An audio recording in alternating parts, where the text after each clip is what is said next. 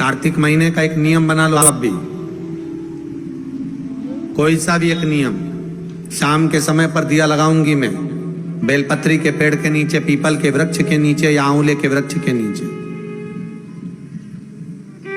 वहां लगाने नहीं जा सकती तो अपने दरवाजे के बाहर लगाऊंगी, तुलसी के क्यारे में लगाऊंगी। ये भी नहीं कर सकती, परिंदे पर दिया लगाऊंगी, जहां पानी का मटका हो, हंडा हो, वहां लगा दूंगी। ये भी नहीं कर सकती तो पूरे कार्तिक के महीने में दरवाजे पर मैं पानी छीटूंगी। इतना तो बना सकते हो कि अपने घर के दरवाजे पर मैं पानी छीट दूंगी, द्वार पर जल का छींटा कर दूंगी।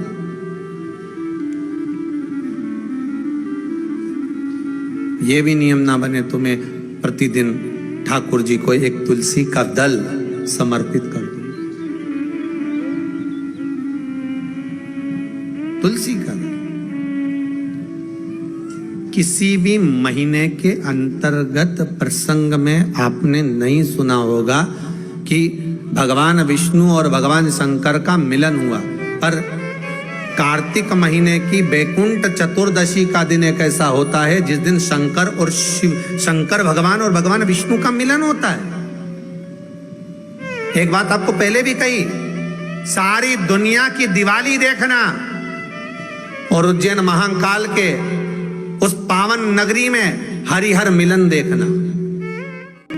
केवल एक कार्तिक का महीना, एक महीना ऐसा है जिस महीने में भगवान भूत अधिपति भूतेश्वर भगवान शंकर और भगवान नारायण दोनों का मिलन हुआ है कार्तिक के महीने में।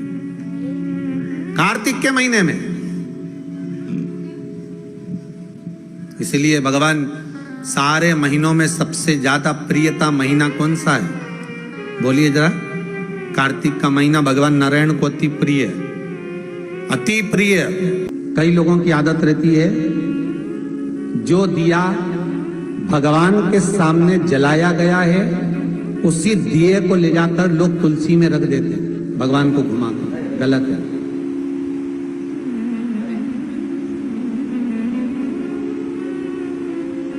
अखंड सौभाग्य पाने वाली नारियां, अखंड सौभाग्यवती स्त्रियां भगवान के सामने जला हुआ दिया ले जाकर तुलसी के क्यारे में नहीं रखती। तुलसी के क्यारे के पास शालिग्राम जी का नाम लेकर, ठाकुर जी का नाम लेकर अपनी कामना कर कर दीप प्रज्वलन करें और उस दिए को तुलसी के क्यारे में रखें तो नारी का अखंड सौभाग्य होता है।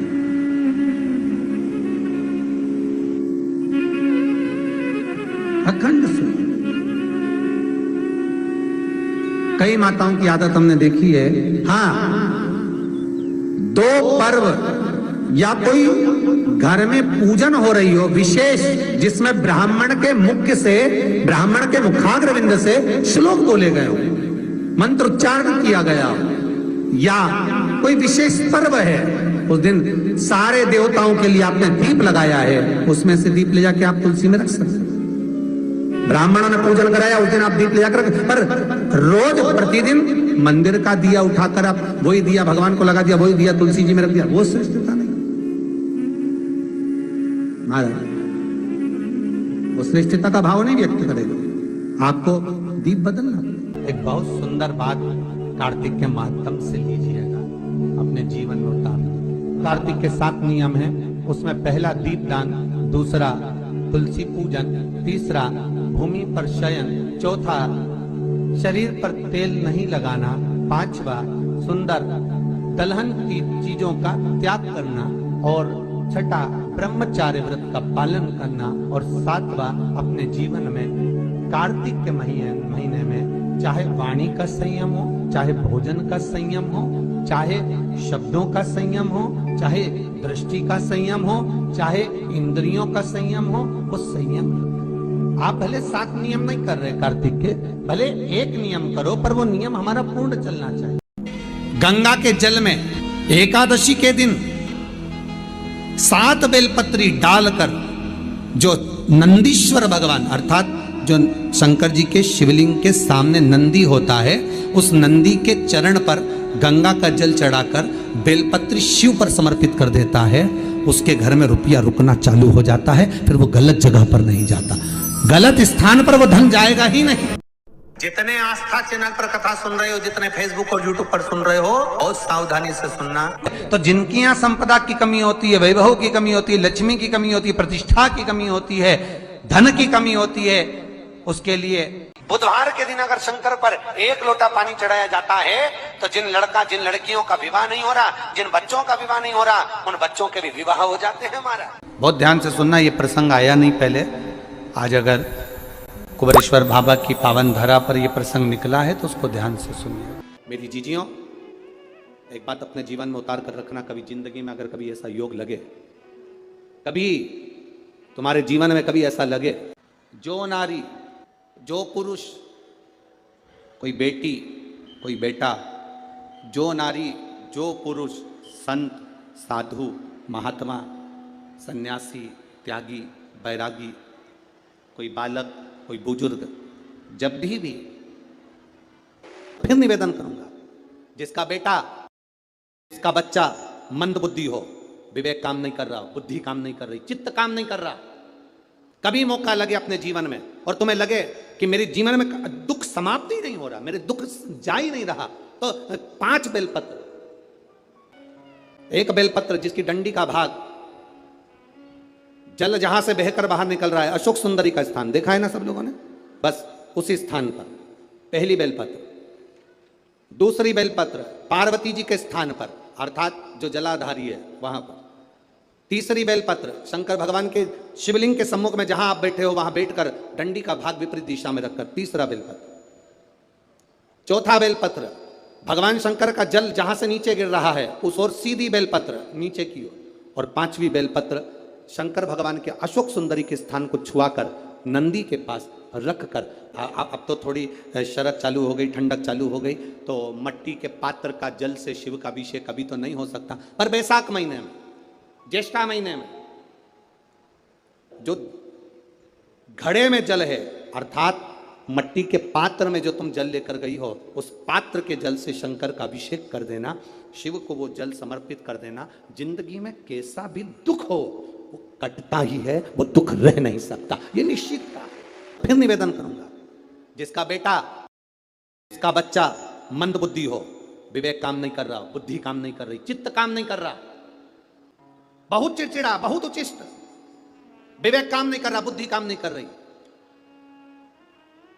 हाँ, यहां तक शिव महापुराण की कथा कहती है एक बीमारी होती है जिसमें नसें शरीर की काम करना बंद कर देती है, और वो उस बीमारी का इलाज पूरे बाहर विदेश में भी नहीं है, जिसमें धीरे धीरे धीरे धीरे नाड़ियां, नसें बंद होती चली जाती है, पाँव हाथ काम करना बंद कर देता है, फिर वाणी कम हो जाती है, नयन दिखना बंद हो जाता है, शरीर बेकार। उसके लिए भी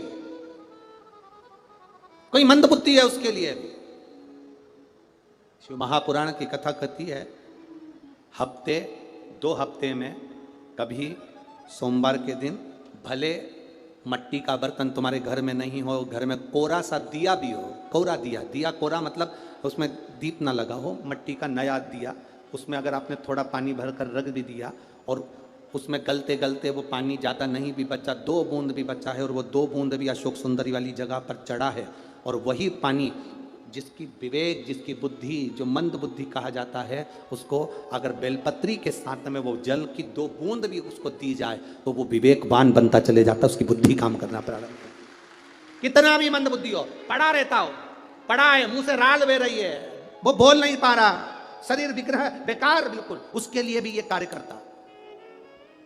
शिव पर चढ़ा हुआ मट्टी के पात्र का जल सुख प्रदान करता है। शंकर के भक्त 3 बार रोते हैं, पहली बार जब भगवान को पुकारेगा तब रोएगा, दूसरी बार जब भगवान नहीं आएंगे तब रोएगा, और तीसरी बार जब भगवान आ जाएंगे तब रोएगा। तीसरी बार इसलिए रोता है कि मेरे जैसे पापी पर भी तूने कृपा कर दी, मैंने सोचा नहीं था कि मेरा महादेव 1 लोटे जल से प्रसन्न हो जाता है और मेरे ऊपर करुणा कर देता है। पंचानंद शिव है, जल, वायु, आकाश, अग्नि, पृथ्वी, ये 5 तत्व शंकर के 5 मुख में विराजमान, 5 मुख। शिव की पंचायत में 5 देवता हैं।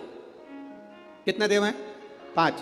पहला देवाधिदेव महादेव, दूसरा गणेश जी महाराज, तीसरा भगवान नारायण, चौथा सूर्य नारायण भगवान, और 5वां नंबर पर है मां दुर्गा भवानी अष्टभुजा धात्री मां देवी मां दुर्गा। ये 5 शिव पंचायत में 5 देवता।